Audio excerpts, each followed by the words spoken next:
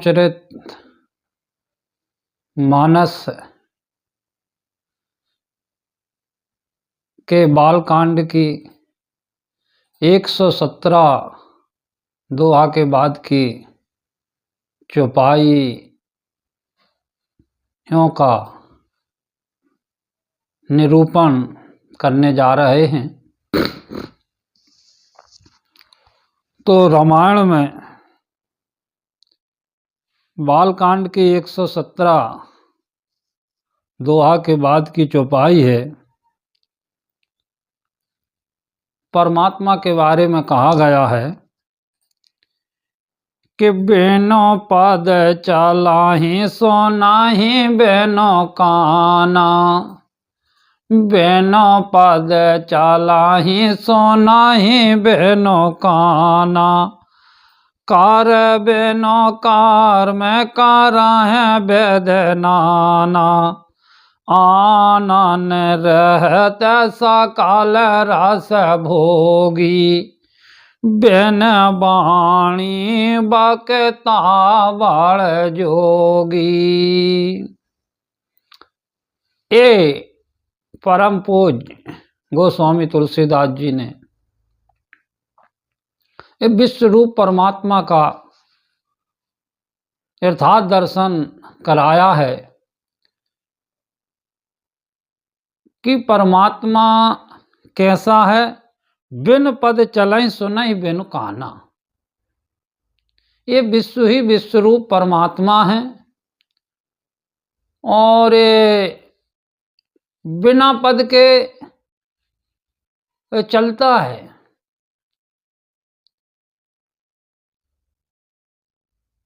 कैसे चलता है बिना ये पद के? इसलिए इसे बिना पक्का कहा गया है कि मानो पशु पक्षी जितने भी जीव जंतु हैं,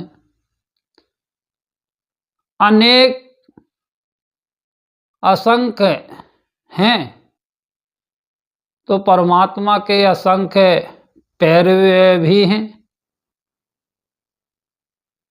और वो इन असंख्य पैरों से चलता है।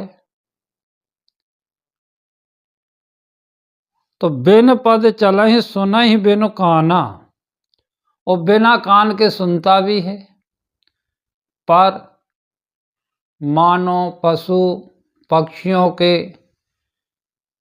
जलचर थलचर नभचर जितने भी जीव जंतु हैं, इन सबके कान भी तो हैं, वो सुन भी रहा है इन कानों से, और हैं भी नहीं है। कर बिन कर्म करहि विधि नाना,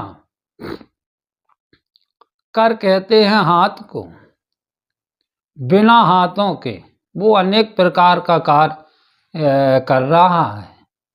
तो ये विश्व ही विश्व रूप परमात्मा है और सभी परमात्मा के अंश हैं। तो परमात्मा अंश रूप में सब में व्याप्त है और इसलिए उसे कहा गया है कि बिन कर, कि उसके हाथ हैं भी और नहीं भी हैं और सब कुछ हो ही रहा है। ये विश्व जो है परिवर्तन है, यह शील है, इसमें अपने आप सब कुछ होता रहता है। आनन रहत सकल रस भोगी, आनन कहते हैं कि बिना मोह जिव्या के, सकल रस भोगी मतलब सभी रसों को लेता है। तो अनंत मुख है, अनंत जिव्या हैं उनसे उसका वो यह स्वादन है यह लेता है। और बिन वाणी बक्ता बड़ यह जोगी, और से वाणी नहीं भी है, ये अनंत चराचर जीवों के रूप में जो वाणी है उससे वो अनेक प्रकार का बोलता भी है। तो एक नंबर का वक्ता योगी ऋषि भी है। तो ये विश्व ही विश्व रूप परमात्मा हैं। ऐसा जब हमें सतगुरु से जान पहचान हो जाएगी तो इन चौपाइयों का सही अर्थ हम समझ पाएंगे, अन्यथा इनका हम उल्टा सीधा ही अर्थ लगा लेते हैं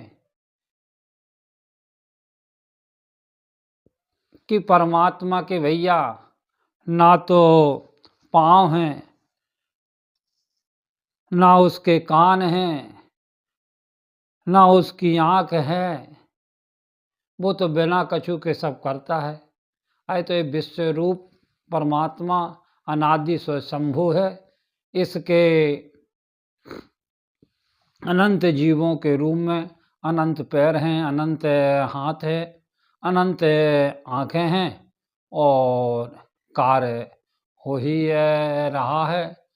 तो आज के इस भाग में इन दो चौपाइयों का निरूपण इतना ही।